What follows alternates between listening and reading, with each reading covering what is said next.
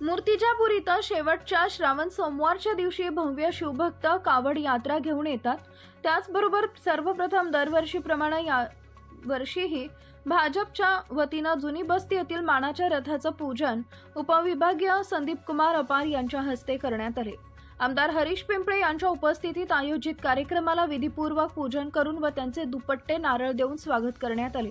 त्याचबरोबर तहसीलदार शिल्पा बोबडे, उपविभागीय पोलीस अधिकारी वैशाली मुळे यांनी सुद्धा शिवभक्तांचं स्वागत करून विधिपूर्वक पूजन केले।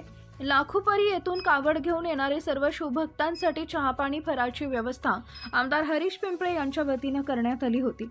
यावेळी भाजपा तालुका अध्यक्ष नंदकिशोर राऊत, प्रशांत ठाकरे, शहराध्यक्ष हर्षल साबळे, कमलाकर गावंडे, सचिन देशमुख, कोमल तायडे, प्रशांत हजारी, बबलू भिलोंडे, मोनालीताई गावडे, अमोल पिंपळे, सुधीर दुबे, योगेश परसुले, राजकुमार नाचने, माजी नगराध्यक्ष द्वारकाप्रसाद दुबे, कैलास महाजन, रामा हजारे, राम खंडारे, नितीन भटकर, अंकुश अग्रवाल, सुनील लचुवाणी, संतोष भांडे, लखन अरोरा व इतर अनेक कार्यकर्ते, मित्रपरिवार मोठ्या संख्येने शिवभक्तांचं स्वागत करण्यासाठी उपस्थित होते।